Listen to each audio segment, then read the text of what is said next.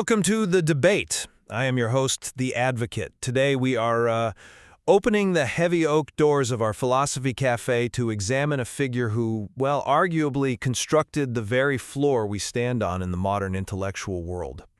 We're dissecting the work and legacy of René Descartes, the 17th century French polymath, philosopher, mathematician, physicist.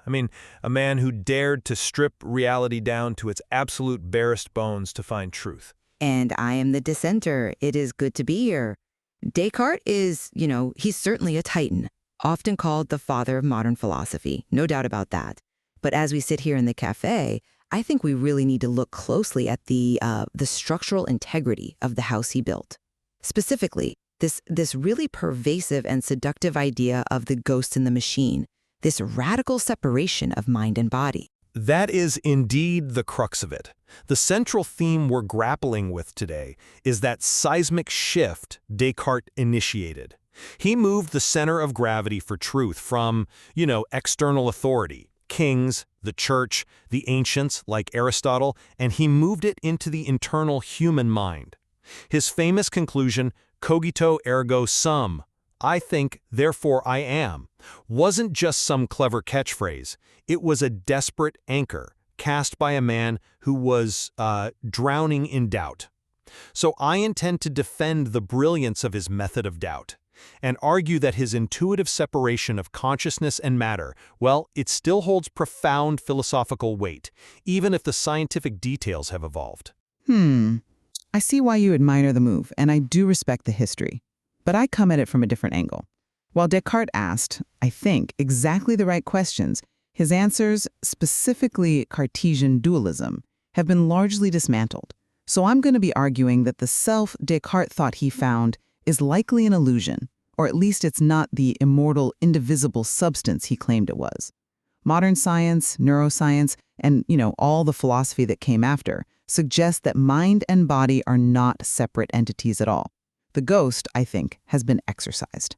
We are the machine. A bold claim, but before we deconstruct him, let's understand the magnitude of what he actually did. And for the listeners joining us here at the Philosophy Hub, if you enjoy these deep, slow-paced explorations of the mind, please do take just a moment to like and share this discussion. It really helps keep the cafe doors open and the conversation flowing.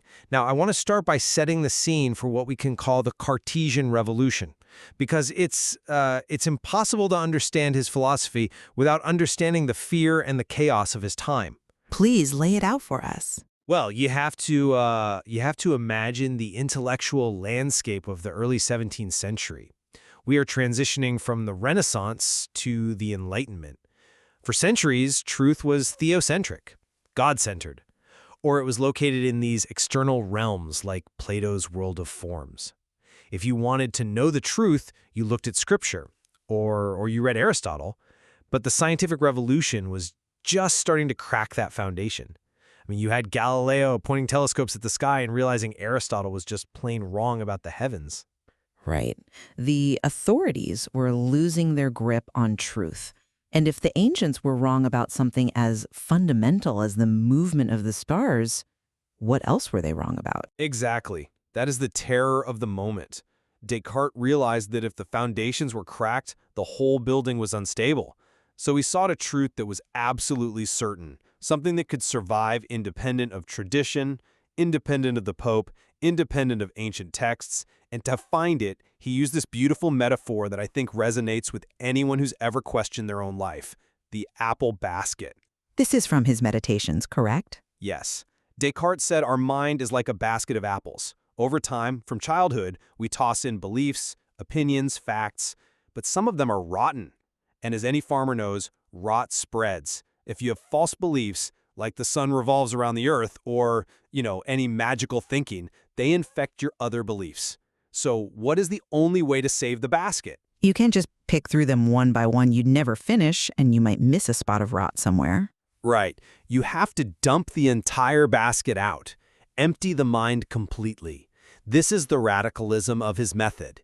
He decided to inspect every single apple, every belief, for rot or falsehood, and only put back the ones that are absolutely undeniable.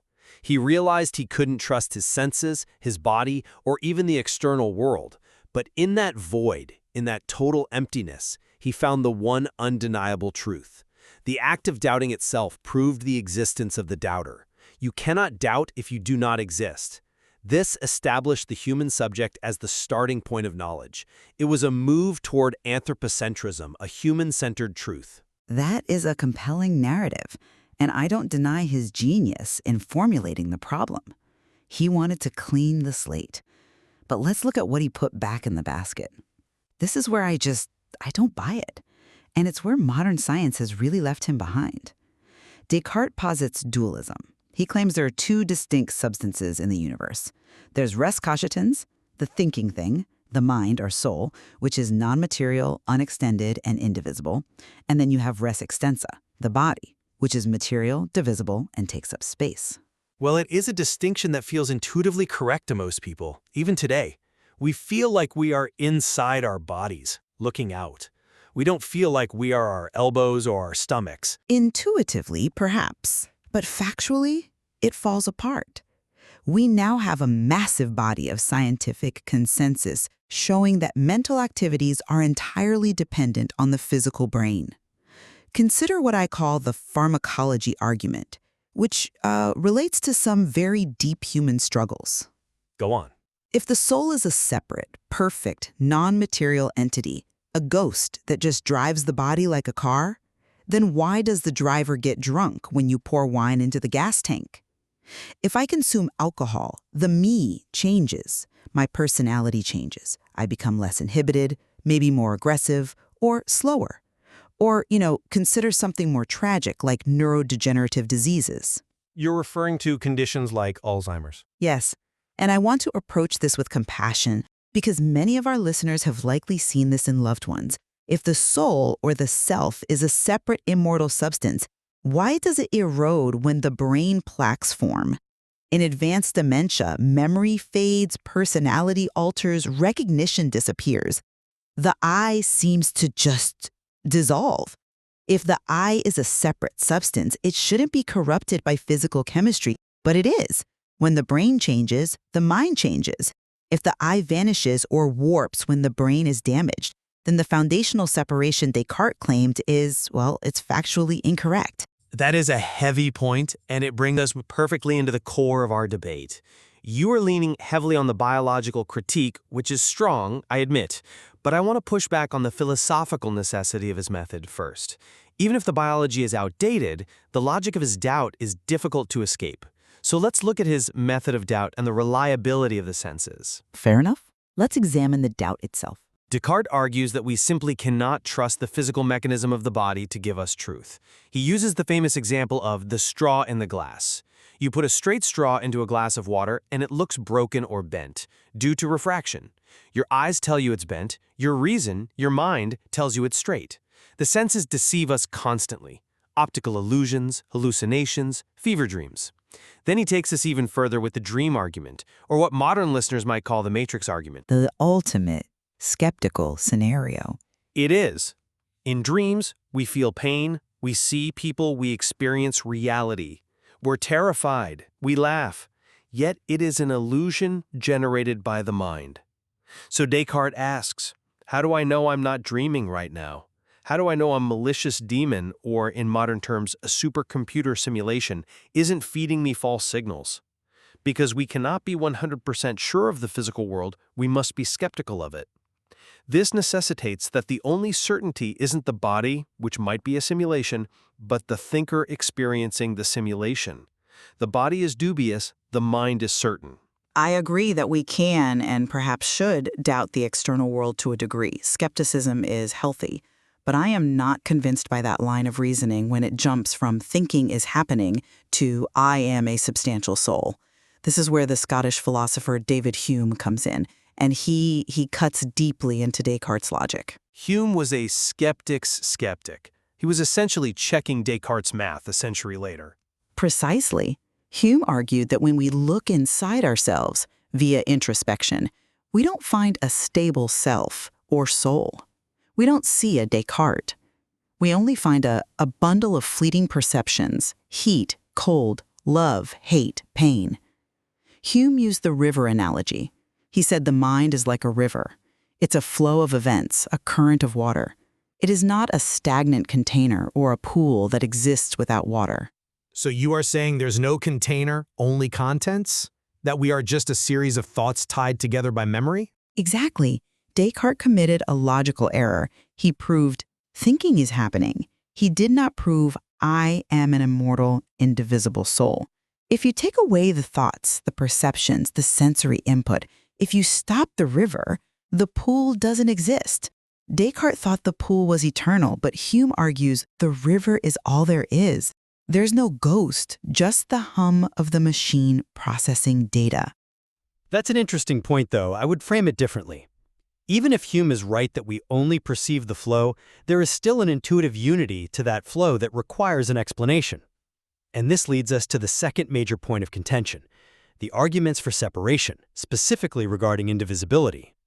Descartes wasn't just guessing, he had a logical proof for why the mind and body must be different. Which is Descartes' attempt to prove they're different substances because they have contradictory properties. Correct. It's based on Leibniz's law. If two things have different properties, they cannot be the same thing. Descartes argues that the body and matter are always divisible. You can cut off a limb, you can divide an atom, matter is extended in space, it has parts, but the mind? Consciousness feels intuitively simple and indivisible. You cannot chop a thought into pieces. You can't have half a self.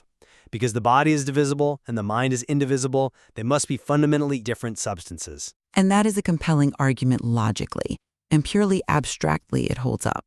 But it completely ignores the physical reality of the brain. The mind is divisible. We just didn't know how to cut it in Descartes' time.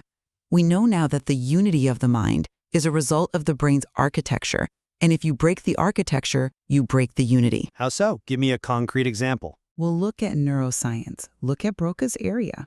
We know that if you damage a specific physical part of the left frontal lobe, you destroy the specific mental faculty of speech production. The patient can understand language perfectly but cannot speak it. If you damage the hippocampus, you slice away the ability to form new memories. But the most damning evidence comes from the split brain patients. This is where the corpus callosum, the bridge between the two hemispheres, is severed to treat epilepsy? Yes. And when you cut that connection, you essentially create two separate spheres of consciousness in one skull. One side of the brain can see something the other side can't. Experiments have shown that the left hand might button a shirt while the right hand unbuttons it because the two hemispheres have different intentions. The indivisible self that Descartes championed is literally divided by a scalpel. If the soul were some non-material unity, cutting the physical brain shouldn't result in two independent consciousnesses. That suggests a correlation, certainly, and it is disturbing evidence for the dualist. It implies the self is more modular than we like to admit. It suggests more than correlation, it suggests constitution. And then you have the interaction problem. This is the wall Descartes never could climb. He suggested the pineal gland was the meeting point, the so-called seat of the soul. But this creates a massive violation of physics. You're referring to the conservation of energy? Exactly. The physical universe is a closed system. Energy in, energy out. How can a non-material ghost push a physical neuron? If the soul moves the body, it is introducing energy into the physical universe from nowhere. It violates causality. For a thought which has no mass to move an arm, it must trigger a neuron, which requires an electrochemical gradient. If the soul is not physical, it cannot trigger that gradient. It's magic, not mechanics. I acknowledge the physics problem is the Achilles heel of strict dualism. It's hard to explain how the ghost pulls the levers without becoming a lever itself.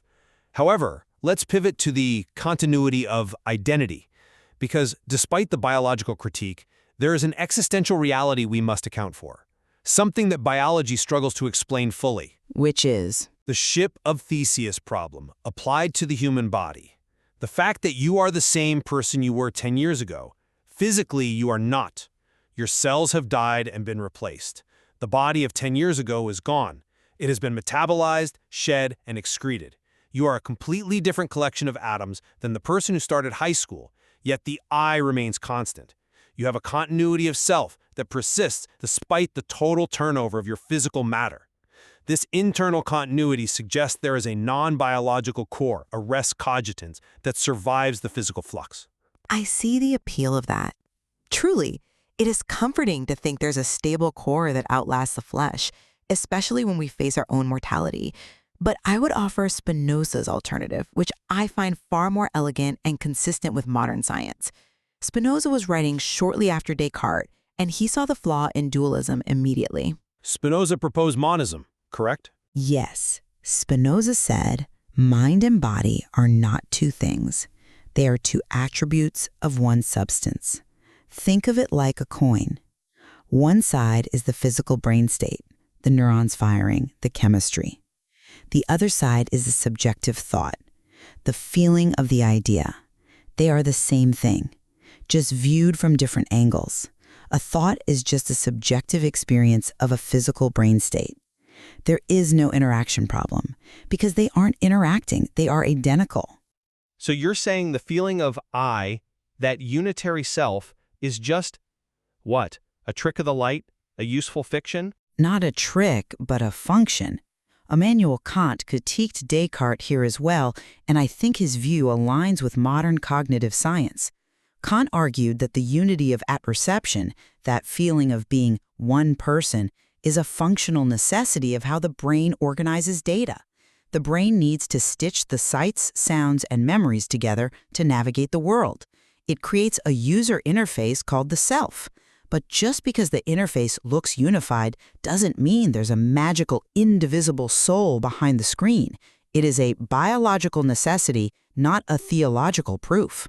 So in your view, the I is just the operating system? Precisely.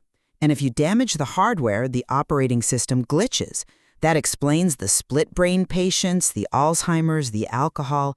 It fits the data in a way Descartes' model simply cannot. We are reaching the end of our time, and we have traversed from the candlelight of the 17th century to the MRI machines of modern neuroscience. It seems we're at an impasse between the intuitive power of the cogito and the material evidence of the brain. Let me attempt to summarize the defense of the Cartesian legacy. Please do. Even if the biology was wrong, and I concede the pineal gland is not a magical antenna, Descartes achieved something truly monumental. We must remember the context. He broke the reliance on authority. He separated philosophy from theology, despite his caution with the church and the shadow of Galileo's trial hanging over him. He established the anthropocentric view. He made the human mind the judge of truth. The cognito, I think, therefore I am, remains a powerful existential anchor. When the world feels fake, when the news feels like a simulation, when we are bombarded by AI and algorithms, the realization that I am checking the truth is the first step to freedom. He gave us the dignity of the thinking subject. And I will summarize the dissent. We must admire the process, absolutely. The rigor of his doubt is a tool we should all use, but we must reject the conclusion of dualism. The ghost in the machine is a poetic idea, but it's not a scientific one. It leads us down dead ends in medicine and psychology. We are integrated biological beings. The thinking thing is the brain itself, not a separate passenger. As Gilbert Ryle put it, looking for the soul inside the brain is like looking for the university inside the campus buildings. It's a category error. We are the river, not the container. Perhaps the value isn't in the answer he gave, but in the rigorous questioning of reality he demanded. He taught us to empty the apple basket. That we can agree on. And frankly, in an age of information overload, we all have a lot of rotten apples, biases, received wisdom, fake news that we need to inspect. We need that Cartesian skepticism now more than ever, even if we are materialists. We do.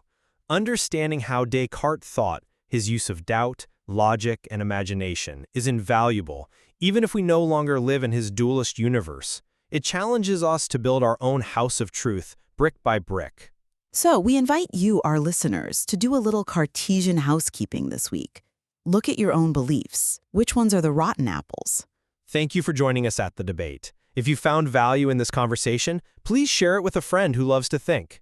It has been a pleasure diving into the machine with you. Likewise. Until next time, keep thinking. Goodbye.